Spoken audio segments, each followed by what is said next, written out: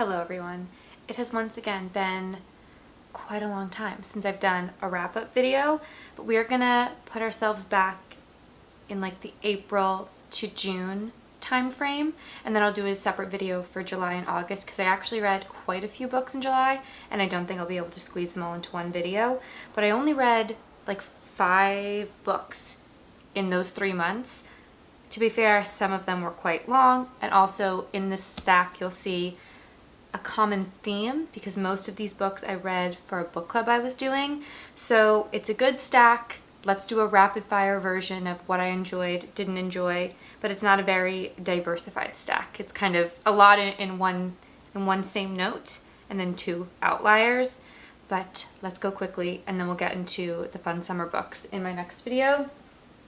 So first, to lay the groundwork, 3 of these books I read for a book club titled The Dickens and the Domestic. So a lot of these are like Victorian books set in London or starting out in London and taking us elsewhere, just outside the city or perhaps a little bit farther. So these were kind of books that I thought would challenge me, and they did in some respects, but I did find myself branching out a little bit. And if you've watched my videos for a long time, knowing that I'm spending time reading Victorian novels set in London, kind of a dark atmosphere with a lot of character studies, like that shouldn't be surprising. I love some Sarah Waters, I love some Susanna Clarke. So again, same theme, but these are, you know, actually putting us back in that moment in time. So first, let's start with my favorite of the 3 that I read in this couple months, Our Mutual Friend by Charles Dickens. I've talked about this briefly in another video, but this is my first ever Dickens and I was quite intimidated to start reading this. I actually found it not too difficult to read. There's another book in this stack that I was a bit more challenged by the actual sentence structure and the prose. This was just a wonderful time. So this book is set around the murder of a man named John Harmon, who was set to have a very big inheritance, but with his death, his murder, the money is up for grabs. And that is one sliver of the plot of this book. As you can see, it's quite chunky. And the first 10-15 pages, I knew this book was for me. We open up and are introduced to 2 of our kind of core characters. This book has like 15 main characters, but 2 of our main characters, Gaffer and his daughter, who are on the river in the dark, surrounded by fog and grayness, and it's very bleak, and they are searching for corpses to take whatever riches or oddities they had on them to make a living, to kind of pillage, and you know, it's quite dark and wonderful. Throughout this book, the atmosphere was incredible. It is so richly written. I said this before, but you can tell that Dickens delights in his language. It is absolutely scrumptious, all of these sentences. Again, huge cast of characters, and it was so intricately plotted. All of the plots and side plots kind of layer and stack on top of one another. All of the characters meet one another at just the right time. So it was wonderful. Absolutely loved it. I could spend so much time talking about this, and we did. So, you know, in our book club. So I'm not going to spend too much time, but I will say I was a bit or quite, you know, really disappointed by the end of this book. Some of the characters, you just wish they had a different ending. Not that I expected that some of our female characters would have an ending that was fair or just or joyful, but not that I had expectations that Dickens would do that. But again, still disappointing because we spent so much time with these characters, but I loved it. I was laughing. It was so witty, so fun, so punchy. I think, you know, in doing some research and being in this group, we talked a lot about how Dickens he creates his characters out of types or even caricatures. They're not supposed to be super real to life. They're supposed to be types, and you can poke holes in them in that way. But again, it's all about his plotting, his atmosphere. All of the characters are really engaging and interesting. I loved reading about some of these characters like Wilfer and Gaffer and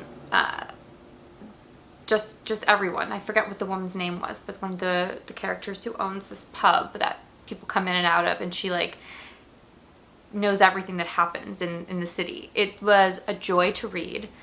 It put me kind of on a path to try to read more Dickens, which I've since done, and I've picked up more that I am looking forward to reading maybe in like the winter months.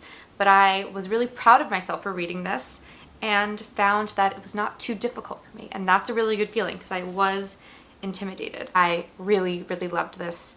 Can't wait to read more, and for a really chunky book, I wanted to pick it up every single moment of every single day. So that is a good sign. And then we go to a book that did challenge me a bit more. This is Villette by Charlotte Bronte. We are following a young woman named Lucy Snow. I think, if I'm remembering correctly, because this was many, many months ago, but she's an English woman who has not a connection in the world, it appears. We start the novel and she is utterly alone in the world, and she travels to France to look for a job, and she ends up being hired by this kind of hoity-toity school.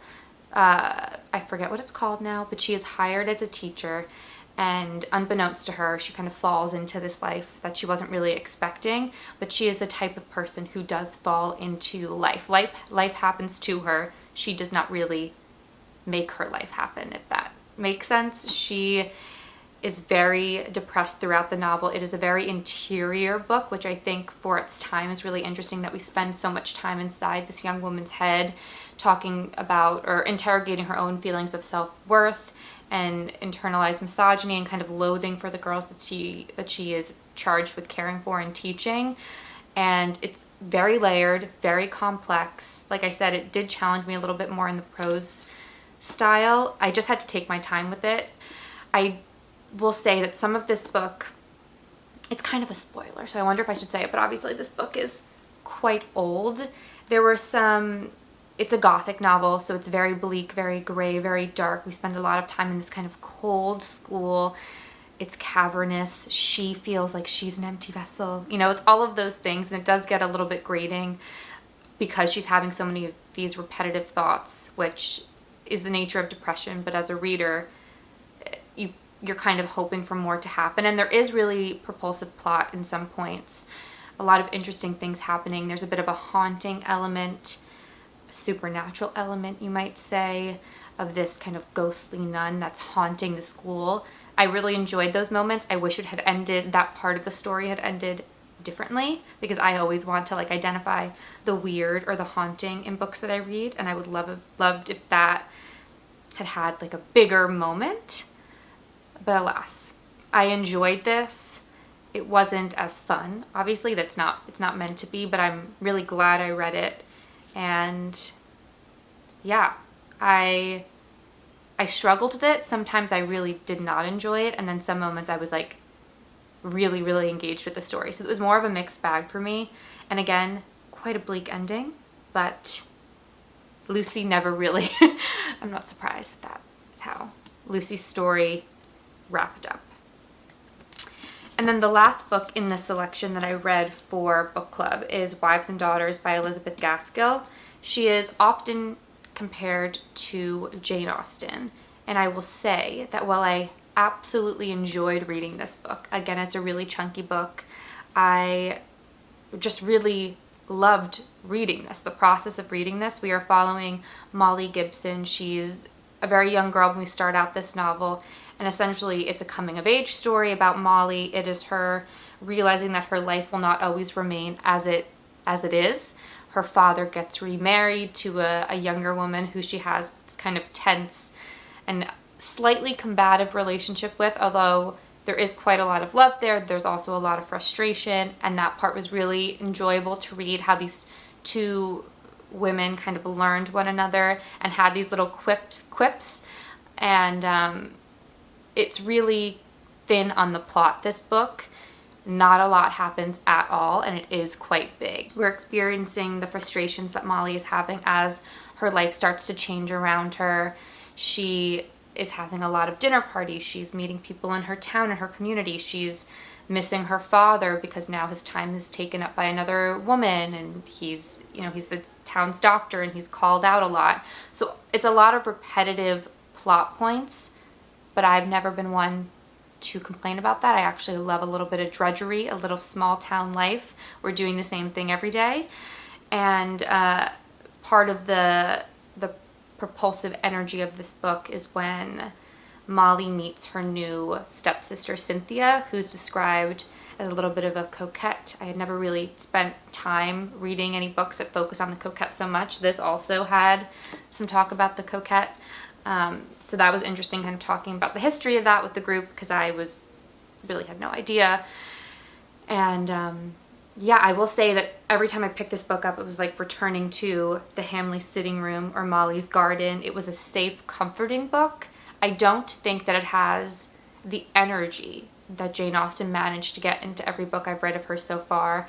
There's like this really human energy that Jane Austen has. It's super witty and true to life and comical, and I don't think this book had that. There were some witty moments of, again, like those quips between some of the characters, but I didn't enjoy it as much as I've enjoyed Jane Austen's books. But yeah, really not a bad word to say about this. The only interesting bit about this book is that, not the only interesting thing, but one of the interesting things about this book is that it was never finished. I believe Gaskell passed away before she finished the novel. So I think the ending of this book is kind of a hodgepodge, but she had told her editor how she wanted it to end. Yeah, I enjoyed this. Some people will probably feel that it's a bit of a slog, but I actually enjoy those kind of books. Yeah, I felt like there was a lot of character to grip onto that I didn't need so much plotting. So those were the 3 books that were specific to the book club, and now these are the 2 books that I kind of broke those up with because I needed a break, as you might be able to imagine. I read Biography of X by Catherine Lacey. She wrote Pew, which I read a couple years ago and loved. I think I need to reread that. So I did really enjoy this, but Pew is a book that just suits my reading taste more naturally.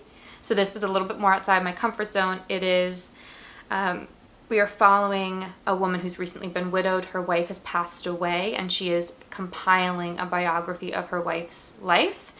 And at the same time, she is working through the trauma that their relationship put her through. It was quite a combative relationship, a lot of mental abuse, kind of toying with each other's minds.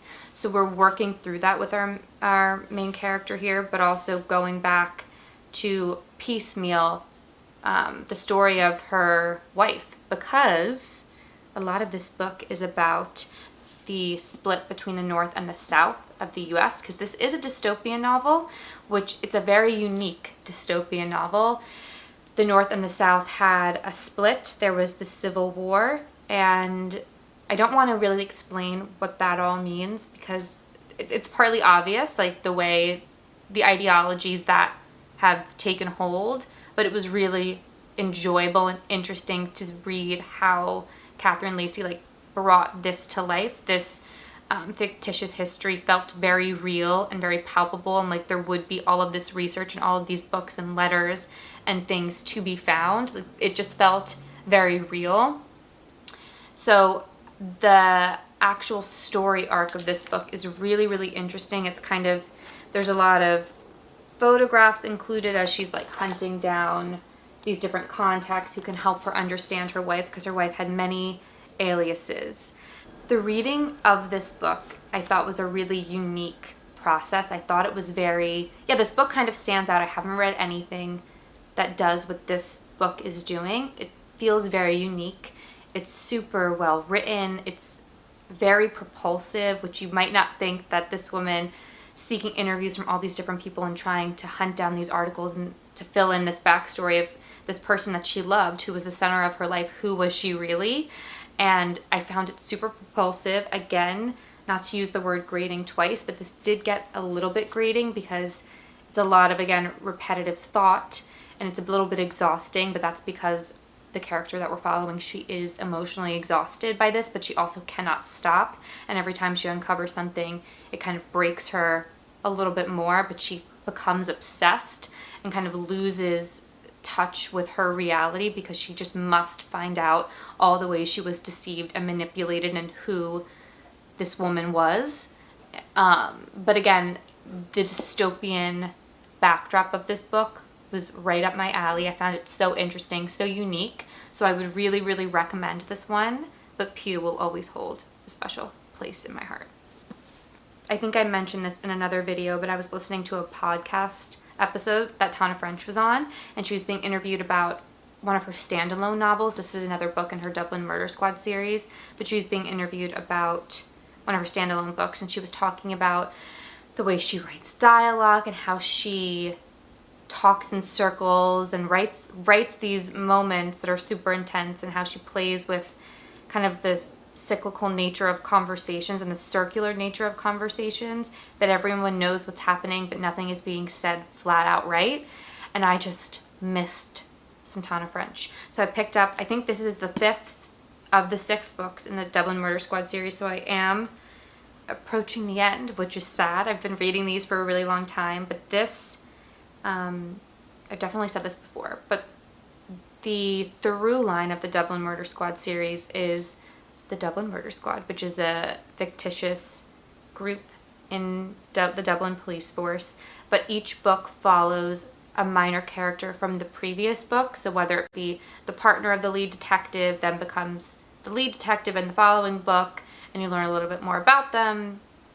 Yes. So we are following Stephen Moran, who is our lead detective in this case. Well, actually, he's not the lead detective. He is partnering with the lead detective, but has kind of latched on and is mooching off of this woman who actually led the case the last time. But essentially, this book is set a year after a murder of a teenage boy at a private school.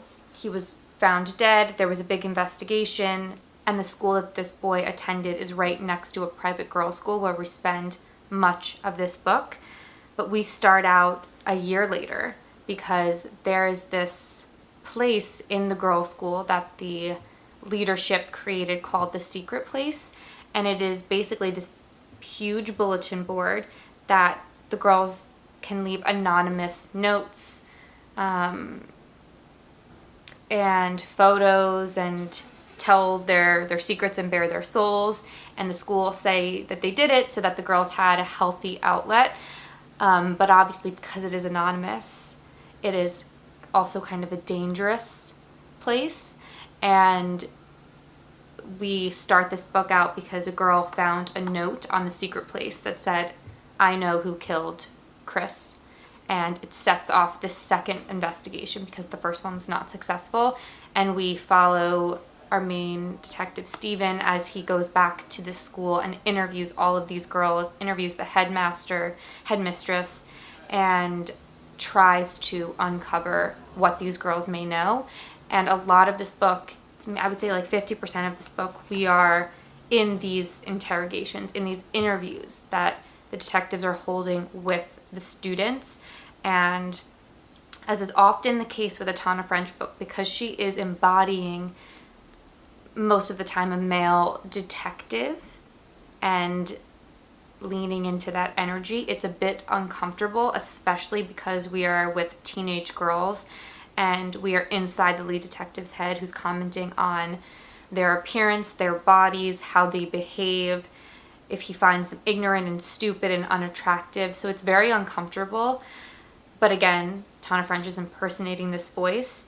And typically I've found that her books spend most of their time doing a character analysis of the detective. But really this book spent very little time, I thought, on Stephen, and really spent the most time on the character study of these teenage girls, which I really enjoyed. I thought it was so interesting. I wish we had spent more time in the detectives, uncovering kind of his past and maybe helping to explain some of his behaviors, but I'm also like willing to go along with the fact that he's just kind of a skeezy male detective. This book really conjured up teenage girlhood in a very real and palpable way. They're living in very close quarters. Again, there was this supernatural element to this book, which I enjoyed. I was reading some other people's reviews because perhaps a supernatural element doesn't lead to a point that other people wished it had, but I kind of thought it was a natural side effect of a bunch of teenage girls living in close quarters where a murder had happened. There's a lot of conflicting and competing energy. There's a little bit of aggression. So the fact that there would be the supernatural element, I actually enjoyed it, and it didn't bother me that it didn't come to fruition. I just thought it was part of the overall feel of this book. So I really enjoyed this one. It's definitely not the strongest in the series. I think In the Woods or The Likeness are still the two best. But I just, again, it's not, these books are never really about who the murderer is. It's more about the relationships, about the characters, and uncovering motives and backstories, and about the overall feel of each of these books. I just think she captures dialogue and some of her moments of interviewing and these conversations and the way that these characters move and sit and glance at one another. Like, she just captures that so well. I'm probably going to space out my last Dublin Murder Squad book because I don't really want to finish the series yet. I want to spread it out, but I do know that she also has standalone books that I will not be out of Tana French books to read. I just have really enjoyed reading all these. Thank you very much for watching. I will see you in another one very soon.